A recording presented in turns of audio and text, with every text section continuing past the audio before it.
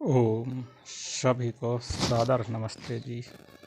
मैं यज्ञदेव आर्य आज मिर्ज़ापुर घूमने के लिए आया था, तो सोचा चलो आज आचार्य जी से मिलता चलूं और कुछ मेरे अंदर प्रश्न उठ रहे थे, उनके बारे में मैं भी पूछता चलूं। तो आज मैंने आचार्य जी से यह प्रश्न किया है कि ईश्वर, परमात्मा, भगवान और परमेश्वर में क्या अंतर है। तो मैं आचार्य रक्षपाल देव आर्य जी से पूछना चाहता हूँ कि ईश्वर, भगवान, परमात्मा और परमेश्वर में क्या अंतर है। कृपया आप मुझे समझाइए और दर्शकों को भी बताइए कि इन नामों में क्या भिन्नता है और क्या अंतर है। जी आचार्य जी।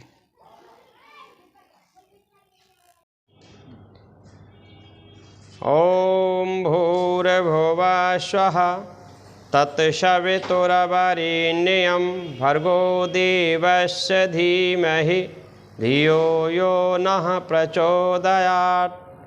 ॐ शांति शांति शांति। ओम। धर्म प्रेमी सज्जनों, आज हमारे आवास पर यज्ञदेव आर्य जी पधारे हुए हैं। उन्होंने भी एक ऐसे प्रश्न को हमसे आज किया है जो बहुत सारे जिज्ञासु, बहुत सारे धर्म प्रेमी सज्जन, ईश्वर भक्त करते ही रहते हैं। ऐसा ही एक प्रश्न आपने भी पुनः आज किया हुआ है। मैं उस प्रश्न को उत्तर में बदलने के लिए प्रयत्न करूंगा और मुझे आशा नहीं, पूर्ण विश्वास है कि इस प्रकार के सभी श्रोताजन इस उत्तर को पाकर के एक सही दिशा प्राप्त करेंगे। वो प्रश्न ये है कि लोग अधिकतर इस भ्रांति में हैं, ईश्वर, भगवान, परमात्मा और परमेश्वर एक ही है।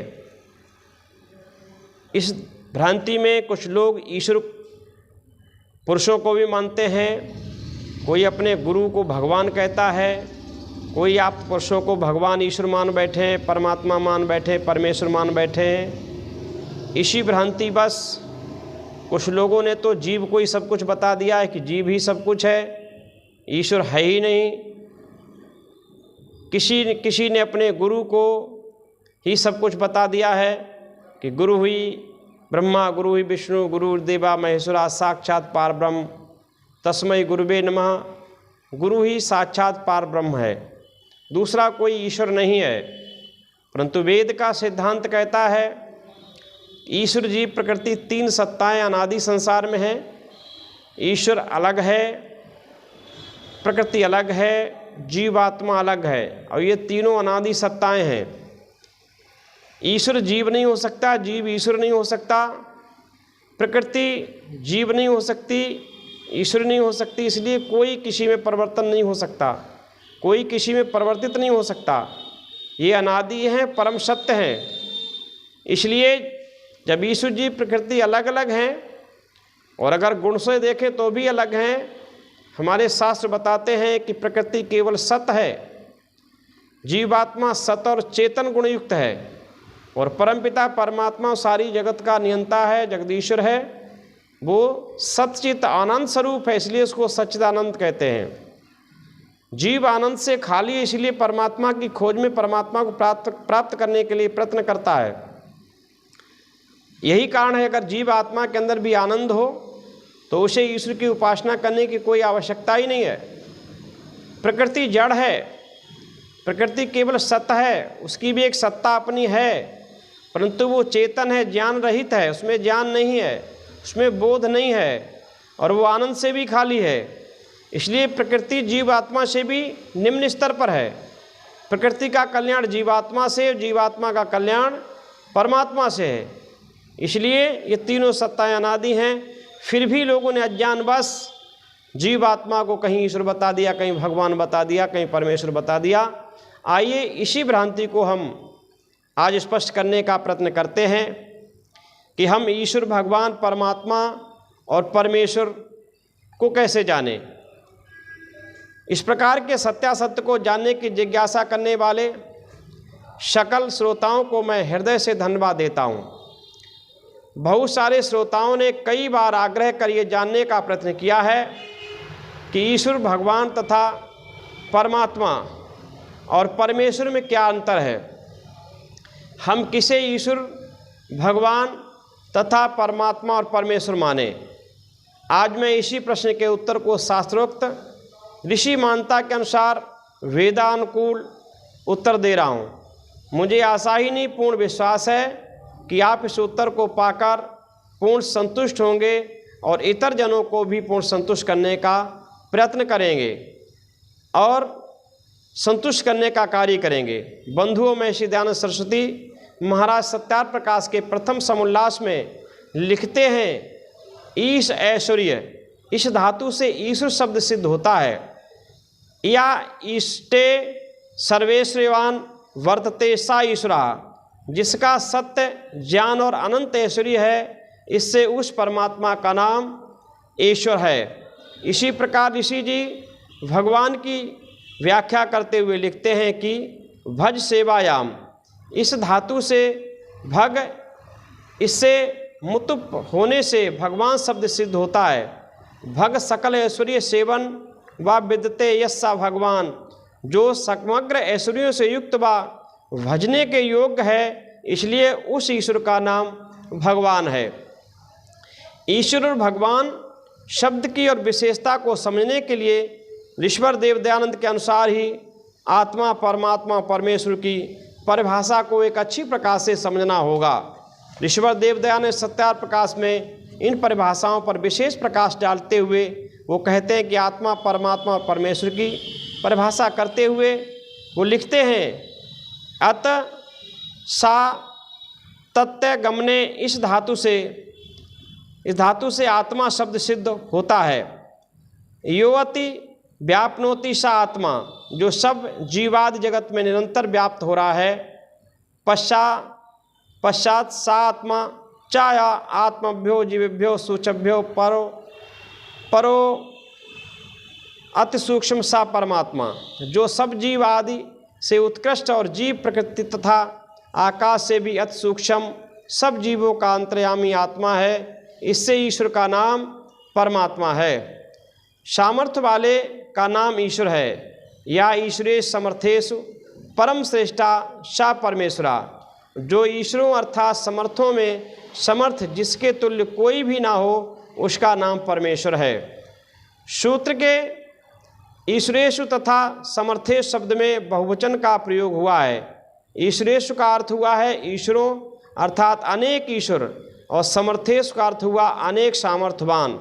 इसी सूत्र का पूर्ण अर्थ हुआ, इसलिए इस सूत्र का पूर्ण अर्थ हुआ जो अनेक ईश्वरों अर्थात सामर्थ्यवानों में समर्थ है, अर्थात सबसे अधिक सामर्थ्यवान है, जिसके तुल्य कोई भी ना हो, उसका नाम परमेश्वर है। सूत्र से सिद्ध हो रहा है कि ईश्वर अर्थात सामर्थ्यवान बहुत सारे हो सकते हैं। इसलिए ईश्वर नाम की सिद्धि केवल परमेश्वर के लिए ही नहीं अपितु आप्त पुरुषों के लिए भी सिद्ध होती है।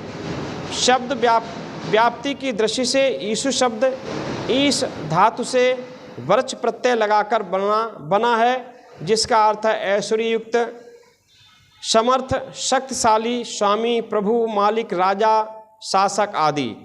हिंदी संस्कृत कोश के अनुसार ईश्वर शब्द का प्रयोग परमेश्वर, जगदीश्वर, परमात्मन, परमेश, स्वामी, शिव आदि अनेक रूपों में किया गया है। ऋग्वेद में ईश धातु का प्रयोग अनेक रूपों में मिलता है, जैसे मानो दुःखसंस ईशत, ईशे ह्यग्नि अमृतस्य, ईशे यो विश्वस्य देवावतीते। ऋग्वेद के पुरुष सूक्त में ईश्वर विश्व रूप है। इसी प्रकार भगवान शब्द के भी अनेक अर्थ सिद्ध होते हैं, जो परमेश्वर प्रकृति और आप्त पुरुषों को भगवान सिद्ध करते हैं। ऐश्वर्यस्य, समग्रस्य, धर्मस्य, यासः श्रिया ज्ञान वैराग्य योश्चैव शरणाम भग इति राणाम। संपूर्ण ऐश्वर्य धर्म यश श्री धन ज्ञान और वैराग्य इन 6 का नाम है भाग्य। मुतु प्रत्यय वान का अर्थ है वाला। इस प्रकार भगवान शब्द से ये तात्पर्य सिद्ध होता है हुआ है कि जो 6 गुणों वाला है उसमें भाग्यवान अर्थात भगवान कहते हैं, उसे भाग्यवान अर्थात भगवान कहते हैं। दूसरे शब्दों में कहें तो 6 गुण जिसमें नित्य सदा रहते हैं उसे भगवान कहते हैं। वस्तुतः भगवान गुणवाचक शब्द है जिसका अर्थ है गुणवान होना, जो परमेश्वर के अलावा आप्त पुरुषों में भी घटित होते हैं। इसलिए उपरोक्त 6 गुण घटित होने वाले महापुरुष को भी भगवान कहते हैं। उत्पत्ति प्रलय चैव भूतानाम गतिम च व्यतीत विद्या अविद्याम च वाच्यो भागवतीति। उत्पत्ति और प्रलय को, भूतों के आने और जाने को तथा विद्या और अविद्या को जो जानता है उसे भगवान कहते हैं। मुतु प्रत्यय नित्य योग संबंध बतलाने के लिए होता है। ये तथा व्याकरणाचार्य भली प्रकार इसे जानते हैं। यदि भगवान शब्द का अक्षरशः संधि विच्छेद करें तो भा प्लस आ प्लस गा प्लस आ प्लस वा प्लस आ प्लस ना प्लस आ, इनमें भा द्योतक है भूमि तत्व का, आ से अग्नि तत्व सिद्ध होता है, गा से गमन का भाव मानना चाहिए, वायु तत्व का उद्घोषक है, वा प्लस आ तथा ना से नीर तत्व की सिद्धि माननी चाहिए। ऐसे पंचभूत सिद्ध होते हैं। अतः ये पंच महाभौतिक शक्ति स्वरूप प्रकृति को भगवान कहते हैं। इसी प्रकार जिसने मन इंद्रियों पर विजय प्राप्त कर ली हो, जिसको पंच तत्वों का तत्वबोध हो, सम अवस्था में जीना आ गया हो, उसे भगवान कहते हैं। भगवान शब्द का स्त्रीलिंग भगवती हुआ, जो आदर्श माँ शक्ति अर्थात उपरोक्त 6 गुण धारण करने वाली महिला पर घटित होता है। इसके अतिरिक्त भगवान शब्द का शाब्दिक अर्थ है पति अर्थात स्वामी।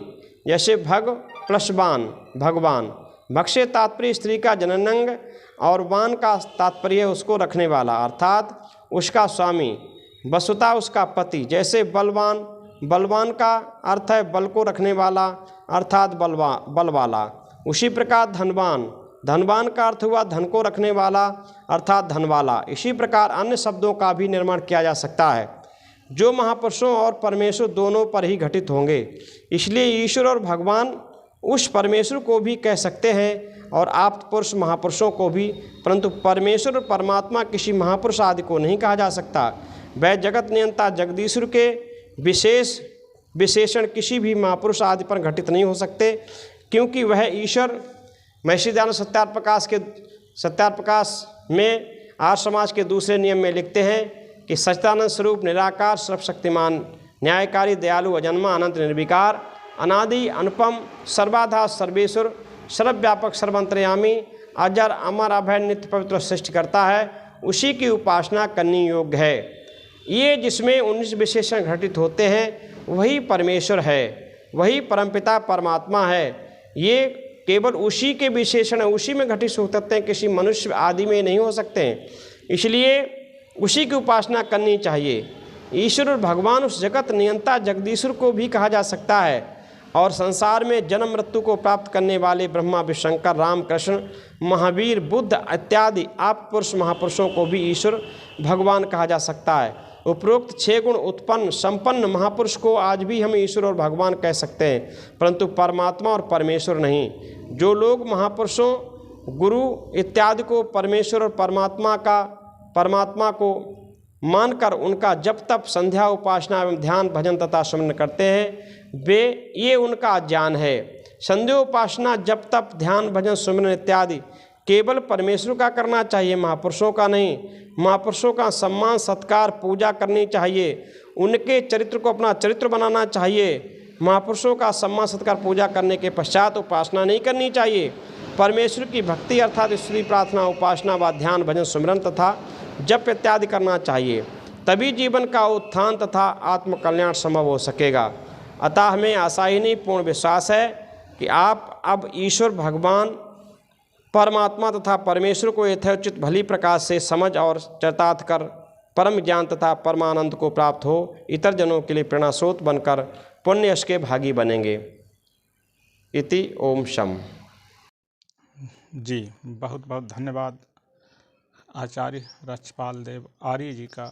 आपने बहुत ही सरल भाषा में भिन्नता समझाई कि ईश्वर भगवान परमात्मा और परमेश्वर में क्या अंतर है। अगर हम लोग अज्ञानता के तहत इधर उधर भागते रहेंगे तो हम लोगों को कुछ प्राप्त नहीं होगा और हम अंधेरे में ही भागते रहेंगे। तो सत्य को समझें और सत्य को जानें, सत्य मार्ग पर चलें।